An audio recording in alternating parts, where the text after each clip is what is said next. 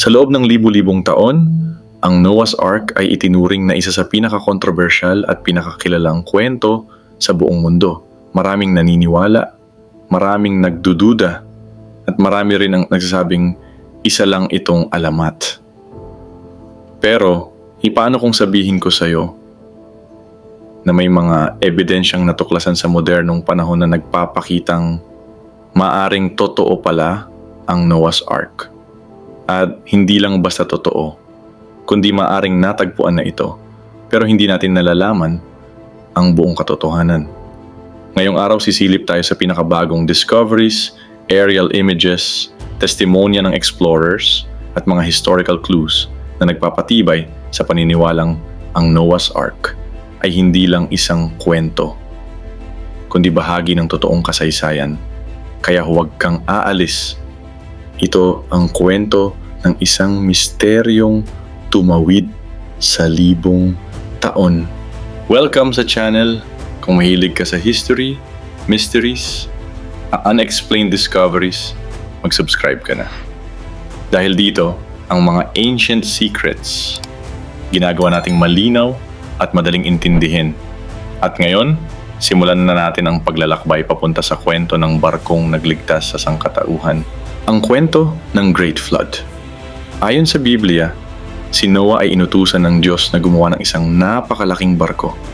Hindi maliit, hindi ordinaryo. Isang barkong kayang magdala ng pamilya niya at lahat ng uri ng hayop. Ayon sa kwento, umulan ng 40 araw at 40 gabi. Bumaha ang buong mundo at tanging ang ark lang ang nakaligtas. Pero ang tanong, may historical basis ba ang Great Flood? O katang-isip lang ba ito? Maraming ancient civilizations mula sa Mesopotamia hanggang Asia at maging sa Africa ang may sariling version ng World Flood. Kumbaga, maraming kultura na hindi magkakakilala. Pero pare-pareho ang kwento. Ibig sabihin, maaring may pinanggagalingan ang lahat ng ito. At dito nagsimula ang paghahanap sa Noah's Ark. Bakit Mount Ararat? Sa Book of Genesis, nakalagay na ang Ark ay huminto sa isang lugar na tinatawag na Mountains of Ararat. Hindi sinabing eksaktong bundok, pero ang modern-day Mount Ararat sa Turkey ang itinuturing na pinaka-possible location. Ito ang pinakamataas na bundok sa rehiyon. Makapal ang yelo.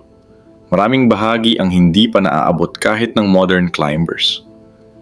At sa loob ng mahigit 100 taon ng explorations, paulit-ulit lumilitaw ang mga testimonya ng mga nakakita raw ng kakaibang istruktura na nakabaon sa yelo at bato. May mga pilotong nakakita noong World War II.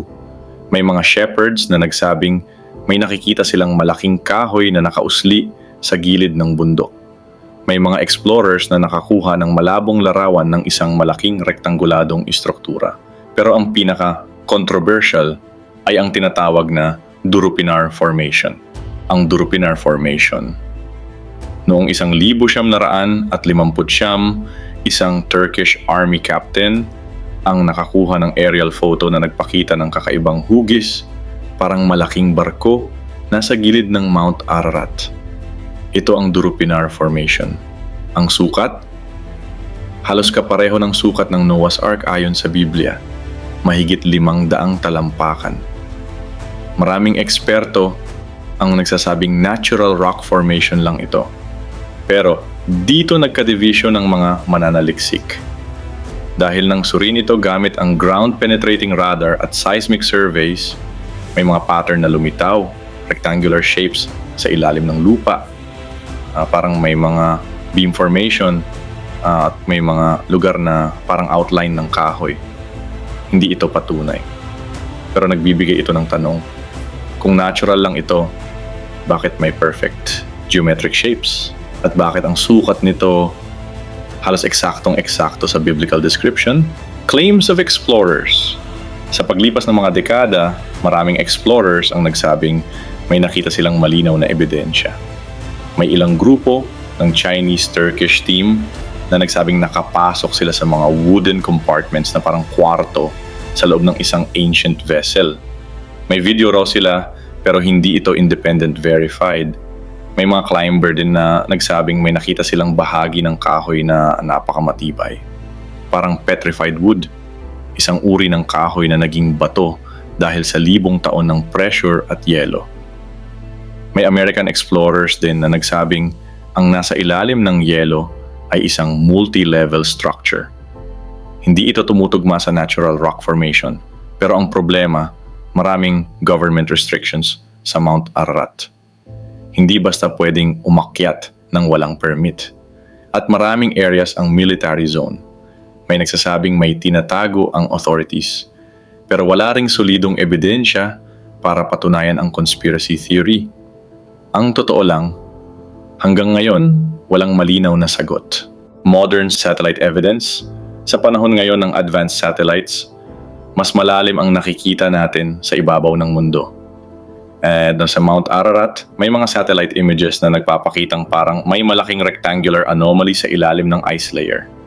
Parang outline ng isang napakalaking istruktura. Hindi ito conclusive, pero consistent ito sa mga naunang reports ng explorers. May ilang scientists na nagsasabing hindi ito proof. Pero ang tanong, kung natural lang ito, bakit nagkakaroon ng perfect straight lines at perfect corners? Ang nature ay bihirang gumawa ng perfect shapes. Kaya maraming naniniwalang kahit hindi pa ito officially confirmed, may kakaibang bagay talaga sa Mount Ararat. Ang malaking tanong, totoo ba ang Noah's Ark? Maraming teorya, maraming discoveries, maraming testimonya. Pero may isang bagay na hindi maitatanggi. Kung hindi totoo ang Noah's Ark, bakit sa loob ng libu-libong taon, paulit-ulit lumilitaw ang mga ebidensya at kwento tungkol dito? Mula ancient texts hanggang modern technology. Bakit may barkong hugis formation sa bundok? Bakit ang sukat nito tugma sa Biblia? At bakit maraming bahagi ng bundok ang restricted hanggang ngayon? Maaring hindi pa natin hawak ang 100% na sagot. Pero isang bagay ang malinaw. Hindi natatapos ang misteryo ng Noah's Ark. Habang dumarami ang discoveries, mas lalo itong nagiging intriguing, mas lalo tayong napapatanong. At ang pinakamahalaga, ang paghahanap sa katotohanan ay nagpapaalala sa atin na ang kasaysayan ay puno ng mga lihim. At ang mga lihim na ito, naghihintay lang na matuklasan. Kung gusto mo ng mas marami pang ganitong historical mysteries, like, subscribe, at i-share ang video. Dahil dito, sa channel, ang mga ancient secrets, ginagawa nating buhay.